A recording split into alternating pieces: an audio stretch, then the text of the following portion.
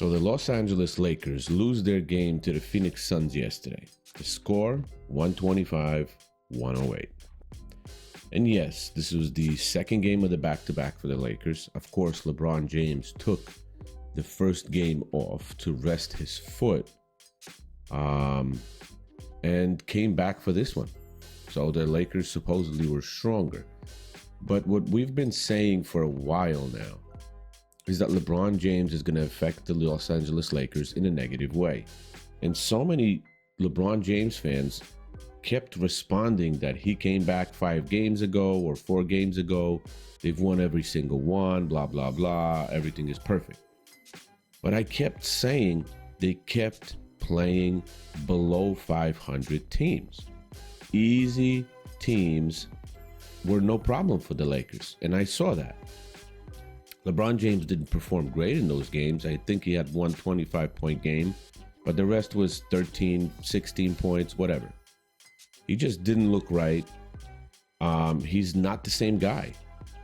And then yesterday's game just completely exposed LeBron James for what he is at the moment. A terrible defensive player, a terrible offensive player, just completely out of place in the Lakers rotation. You watch the game, which I did. He's standing in a corner almost every single possession on offense, just standing there waiting for the basketball. Not really being active, not really doing anything. So that's what Luka Doncic and Austin Reeves relegated LeBron to be right now. A standing in a corner role player waiting for an opportunity to take a 3. LeBron James tried a couple of things offensively. It didn't look good for him. On defense, there was so many lapses. It's hard to count. He's losing his man. He's not defending the man that's in his position directly in the starting lineup of the Phoenix Suns, who was Dillon Brooks. Obviously, you and LeBron have a history. What was going on in the bench there with him and you? I'm a competitor, man. I don't really like the smiling and the giggling and all that. So, letting them know that, I'm here and I'm still rising. Was it so he took offense to you talking to him, or because he hung around? Always. He likes people that know to bow down. I don't bow down, so that either entices him or it aggravates him. Either or. He was just coming off of him, guiding the point guard of Phoenix Suns, guiding the shooting guard of the Phoenix Suns. He did not want anything to do with the Dillon Brooks. And Dillon Brooks took the game over yesterday. Guys, Dillon Brooks had 33 points yesterday on 57% shooting. When he came in the starting lineup as the direct opposing player to LeBron James. LeBron James didn't want nothing to do with him. The couple times he guarded him, Dillon Brooks just played with him and toyed with him. That's pretty much what happened yesterday during the game. Dillon Brooks, 57%, 33 points, 22 plus 22 for the game. He had an unbelievable game yesterday. And then the opposition player, who is LeBron James for the Lakers, oh man, -6 for the game, 3 assists and 3 turnovers, 25% from 3, and 30% from the field in 31 freaking minutes. And yes, a lot of us are accusing LeBron James of stat padding right now, which he's doing, even though he only scored 10 points. And let me explain. What has happened yesterday was embarrassing, and it is embarrassing. It's an embarrassment to the league. They have these records and these things that are kept going, and LeBron James has this long record of games where he scored a minimum of 10 points. So yesterday in the game, he comes back late in the third quarter after resting for a bit. I think he had 7 points at the time. He comes back late in the third quarter with the Lakers down 20 points. They were down more than 20 for a few minutes after that.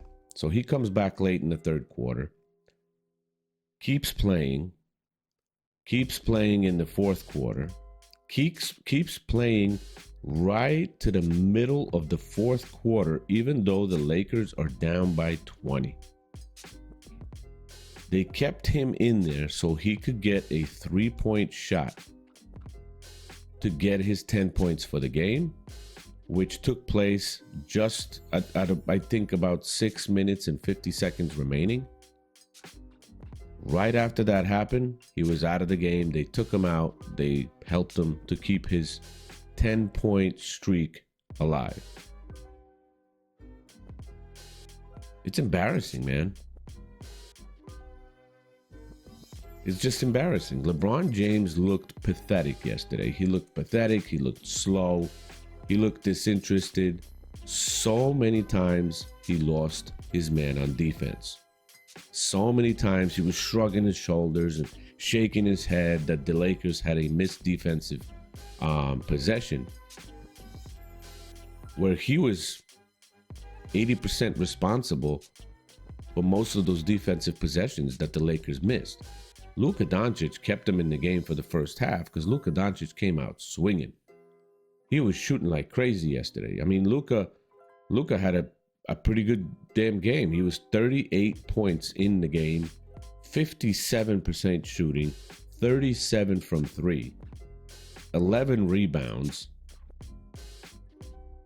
He did have a lot of turnovers. Damn, Luka Doncic, 9 turnovers for the game, minus 25.